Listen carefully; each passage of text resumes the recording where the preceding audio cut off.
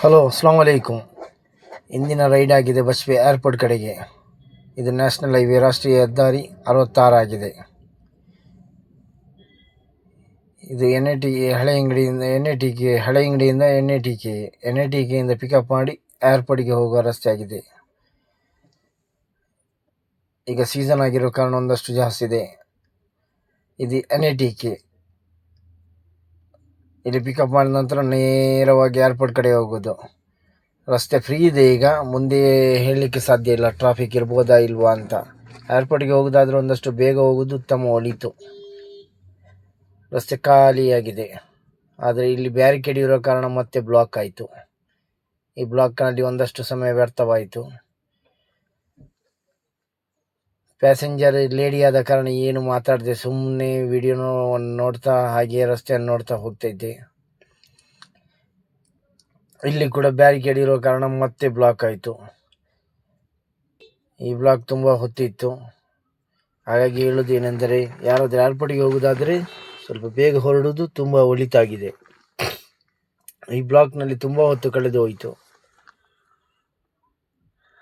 ಈ ಬಾಡಿಗೆ ನಿಜವಾಗಿ 650ರಿಂದ 700 ರೂಪಾಯಿ ಸಿಗಬೇಕು. ಆದರೆ ಏನು ಮಾಡೋದು, NITKಯಿಂದ ಪಿಕಪ್ ಇದ್ದ ಕಾರಣ ಒಂದಷ್ಟು ಕಡಿಮೆ ಬಾಡಿಗೆ ಹೋಗಬೇಕಾಯಿತು.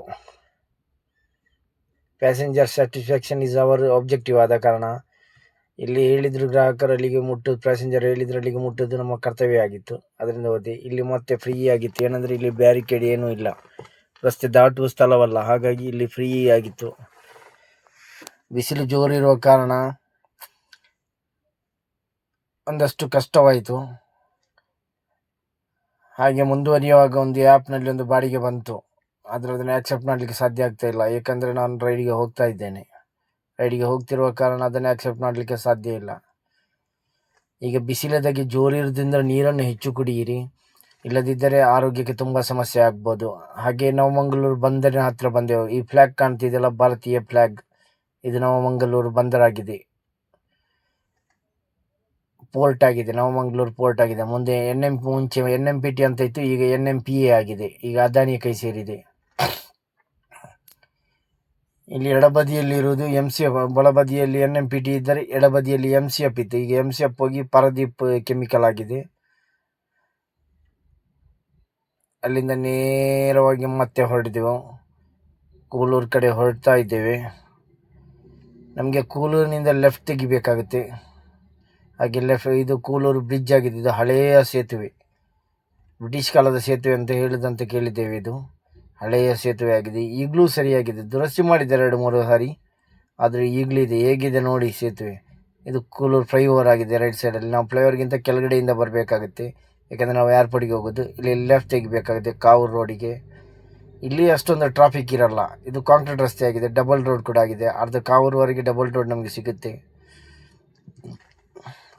ಹಾಗೆ ಇಲ್ಲಿಂದ ಏರ್ಪೋರ್ಟ್ ಕಡೆಗೆ ಮತ್ತಷ್ಟು ಹೋಗ್ತಾ ಇದ್ದೇನೆ.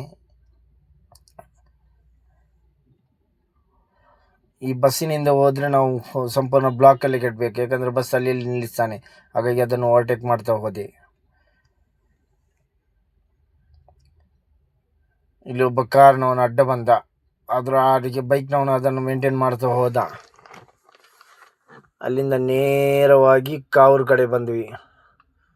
ಕಾವೂರಿನಲ್ಲಿ ನಮಗೆ ಲೆಫ್ಟ್ ತೆಗಿಬೇಕಾಗಿದೆ. ಇದು ಕೂಡ ಕಾಂಕ್ರೀಟ್ ರಸ್ತೆಯೇ. ಕಾವೂರಿನಲ್ಲಿ ಹಾಗೆ ಲೆಫ್ಟ್ ಹೊಡೆದ್ವಿ. ಲೆಫ್ಟ್ ಹೊಡೆದು ನೇರ ಏರ್ಪೋರ್ಟ್ ಕಡೆಗೆ ಹೊರಟ್ವಿ. ರಸ್ತೆ ಖಾಲಿಯಾಗಿತ್ತು. ಹಾಗಾಗಿ ಹೋಗಲಿಕ್ಕೆ ತುಂಬ ಖುಷಿಯಾಯಿತು. ಯಾಕಂದರೆ ಇಲ್ಲಿ ಅಷ್ಟೊಂದು ದಿಟ್ಟನೆ ಇರುವುದಿಲ್ಲ, ಜನನಿಬಿಡ ಪ್ರದೇಶವಲ್ಲ ಇದು. ಹಾಗಾಗಿ ಇಲ್ಲಿ ಆರಾಮದಲ್ಲಿ ಹೋಗ್ಬೋದು. ಇಲ್ಲಿ ಮತ್ತೆ ಡಾಮರ್ ರಸ್ತೆ ಸಿಕ್ಕಿತ್ತು ನಮಗೆ. ಅರ್ಧದವರೆಗೆ ಕಾಂಕ್ರೀಟ್ ರಸ್ತೆ ಇದ್ದರೆ ಮತ್ತೆ ಡಾಮರ್ ರಸ್ತೆ. ಇದು ಪಾಲ್ಗುಣಿ ನದಿಯ ಸೇತುವೆಯಾಗಿದೆ. ಪಾಲ್ಗುಣಿ ರಿವರ್ ಸೇತುವೆಯಾಗಿದೆ. ಈ ಹೊಸ ಸೇತುವೆ ಹಳೆ ನಿರ್ಮಾಣ ಮಾಡಿದ್ದಾರೆ. ಹಳೆ ಸೇತುವೆ ದುರಸ್ತಿಯಲ್ಲಿ ಇದೆ.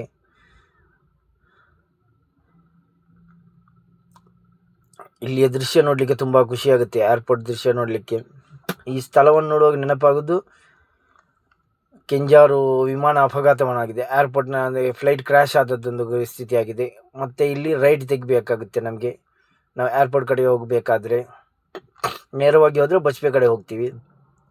ಈ ಏರ್ಪೋರ್ಟ್ಗೆ ಹೋಗೋದಂದರೆ ತುಂಬ ಖುಷಿಯಾಗುತ್ತೆ. ಯಾಕಂದರೆ ಘಾಟಿಗೆ ಹೋದ ಒಂದು ಅನುಭವ ಆಗುತ್ತೆ. ಏಕೆಂದರೆ ಇದರ ರಸ್ತೆ ಕರು ರಸ್ತೆಯಾಗಿದೆ, ಹಾಗಾಗಿ ಮೇಲಕ್ಕೆ ಏರಲಿಕ್ಕೆ ಇದೆ.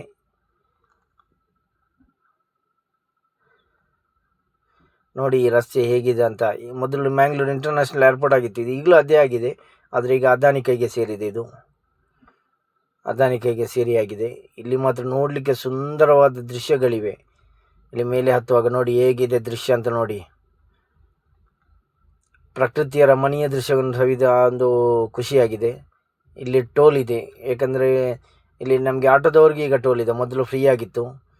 ನಾವು ಪ್ಯಾಸೆಂಜರ್ ಡ್ರಾಪ್ ಮಾಡೋದ್ರಿಂದ ನಮಗೇನು ಹಣ ನೀಡಲಿಕ್ಕೇನೂ ಇಲ್ಲ, ಅದರಲ್ಲಿ ವೇಟಿಂಗ್ ಮಾಡೋದಾದರೆ ಹಣ ನೀಡಬೇಕಾಗುತ್ತೆ. ಇಲ್ಲಿ ಒಂದು ಅನುಭವ ಇದೆ. ಒಂದಿನ ನಾನು ಆಟೋವನ್ನು ಪಾರ್ಕ್ ಮಾಡಿದಾಗ ಇಲ್ಲಿ ಲಾಕ್ ಮಾಡಿದ್ದು ಒಂದು ಅನುಭವ ಇದೆ. ಈಗ ಏನಂತ ನನಗೆ ಸರಿಯಾಗಿ ಗೊತ್ತಿಲ್ಲ, ಯಾರಿಗೆ ಅದು ಗೊತ್ತಿದ್ದರೆ ಕಮೆಂಟ್ ಮಾಡಿ, ಈಗ ಆಟೋ ಪಾರ್ಕಿಂಗ್ ಇದೆ ಅಂತ ಇಲ್ವಾ ಅಂತ. ಇದು ಮ್ಯಾಂಗ್ಳೂರು ಇಂಟರ್ನ್ಯಾಷನಲ್ ಏರ್ಪೋರ್ಟ್ ಆಗಿದೆ, ಕೆಂಜಾರಿನಲ್ಲಿರುವ ಮ್ಯಾಂಗ್ಳೂರು ಇಂಟರ್ನ್ಯಾಷನಲ್ ಏರ್ಪೋರ್ಟ್ ಆಗಿದೆ. ಬಚ್ಪೆ ಹತ್ತಿರ ಇರುವ ಏರ್ಪೋರ್ಟ್ನಲ್ಲಿ ಏನೂ ಜನ ಇಲ್ಲ, ಏನಂದರೆ ವಾರ್ನಿಂದಾಗಿ ಇಲ್ಲಿ ಖಾಲಿಯಾಗಿದೆ. ಇರಾನ್ ವಾರ್ ಅಲ್ಲ, ಹಾಗಾಗಿ ಇರಾನ್ ಅಮೇರಿಕ ವಾರ್ನಿಂದಾಗಿ ಇಲ್ಲಿ ಖಾಲಿಯಾಗಿದೆ. ಏರ್ಪೋರ್ಟ್ ನೋಡಿ ಹೇಗಿದೆ ಅಂತ, ಇಲ್ಲಿ ಖಾಲಿಯಾಗಿದೆ. ಇಲ್ಲದೆ ಇಲ್ಲಿ ಜನ ದಿಟ್ಟನೇ ಇರುತ್ತೆ ಯಾವತ್ತು. ಹಾಗೆ ಪ್ಯಾಸೆಂಜರನ್ನು ಡ್ರಾಪ್ ಮಾಡಿದೆ, ಹಣವನ್ನು ತೆಗೆದೆ ಲಗೇಜನ್ನು, ಏಕೆಂದರೆ ಸ್ಟೂಡೆಂಟ್ ಆದ ಕಾರಣ ನಮ್ಮೊಟ್ಟಿಗೆ ಲಗೇಜ್ ಖಾಲಿ ಮಾಡಲಿಕ್ಕೆ ಹೇಳ್ತಾರೆ. ಖಾಲಿ ಮಾಡಿದೆ. ಅಲ್ಲಿಂದ ಬರುವಾಗ ಒಂದು ಪ್ರಕೃತಿಯ ರಮಣೀಯ ನೋಟವನ್ನು ನೋಡಿದೆ. ಹೇಗಿದೆ ನೋಡಿ ಪ್ರಕೃತಿಯ ರಮಣೀಯ ನೋಟ, ಅದನ್ನು ಸವಿದೆ. ಅದನ್ನು ಸವಿತಾ ನಮ್ಮ ಪಾರ್ಕ್ ಕಡೆ ಮತ್ತೆ ಹೊರಟೆ.